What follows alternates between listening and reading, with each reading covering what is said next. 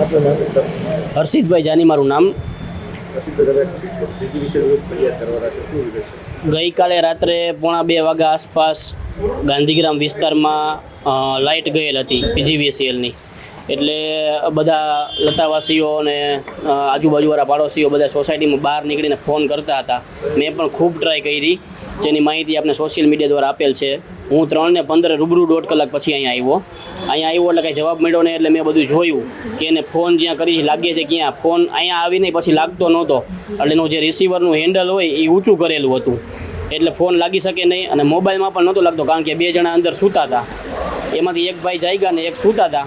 એટલે એને જવાબ જેવો તેવો આપ્યો કે આવી જશે એમ. હું અહીંયા આવ્યો ને 10 મિનિટ પછી લાઇટ આવી ગઈ, કારણ કે જે કાંઈ મોનિટરિંગ થતું હોય જામટાવરથી અહીંથી જ થતું હોય એ લોકોનું.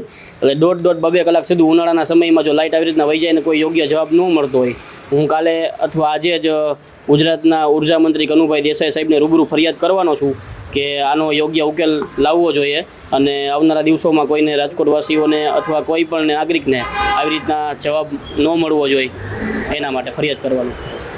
Executive engineer PGVCL Rajkot city division 2. ગઈકાલે પ્રાથમિક તપાસ માટે જ હું અત્રે આવેલો છું. ગઈકાલે છે ને 11 kV ગાંધીગ્રામ ફીડર એ ફોલ્ટમાં ગયેલો રાત્રે 2:05 અને ત્યાર પછી ફીડર ફોલ્ટમાં જાય એટલે ઘણી બધી ફરિયાદો એક સાથે આવતી હોય છે. ત્યાર પછી એચટી વિભાગ જે મોટી લાઇનને મેન્ટેન કરે છે એમને જાણ કરેલી અને એ લોકોએ પોતે તાત્કાલિક પેટ્રોલિંગમાં નીકળી ગયેલા. પણ ફોલ્ટનું લોકેશન મળતા થોડી વાર લાગી, એટલે એ લોકોએ અહીંથી પ્રદ્યુમ્નનગર સબ ડિવિઝનમાંથી પણ 2 સ્ટાફને ત્યાં પેટ્રોલિંગમાં ગયેલા અને અહીંયા એક એપ્રેન્ટિસ જે ટેલિફોન ઓપરેટર તરીકે અમારે કામ કરતા હોય છે એક વ્યક્તિ અહીંયા હાજર હતા. કોઈપણ ગ્રાહકને ફરિયાદ નોંધાવવા માટે અમારી પાસે 19-1-22 એક સેન્ટ્રલાઇઝ કસ્ટમર કેર સેન્ટર છે. આ ઉપરાંત પ્રદ્યુમ્નનગરનો એક CUG નંબર પણ છે અને એક આપણો BSNLનો જૂનો લેન્ડલાઇન નંબર પણ કાર્યરત છે. હવે આ દરમિયાન ફરિયાદોનો ધોધ વહેતા એપ્રેન્ટિસ જે છે એ અમારા જે CUG નંબર પર છે ત્યાંથી ગ્રાહકોની ફરિયાદો ગાંધીગ્રામ વિસ્તારની એટેન્ડ કરી અને એમની સાથે વાતચીત ચાલુ હતી. અને મીનવાઇલ લેન્ડલાઇન ઉપરનો જે નંબર છે એ જે એમને ફરિયાદ જે વિડીયો વાયરલ થયેલો છે કે ક્રેડલ્સે જાડું રાખેલું હતું એવું એનાથી કરાય નહીં, કારણ કે એક ફોન ચાલુ હોય તો પણ બીજા ફોનમાં ગ્રાહકને ફોન ઉપાડીને એવું કહેવાય કે અમારા બીજામાં ચાલુ છે અને હું તમારું ફરિયાદ હમણાં લખું છું. એટલે કાલે ખૂબ જ ફરિયાદો આવી. જ્યારે ફીડર બંધ હોય છે ત્યારે હજારોની સંખ્યામાં ઘર અને દુકાનોના વીજ જોડાણમાં પાવર નથી હોતો, એટલે ફરિયાદોનો ઢગલો ખૂબ જ થતો હોય છે.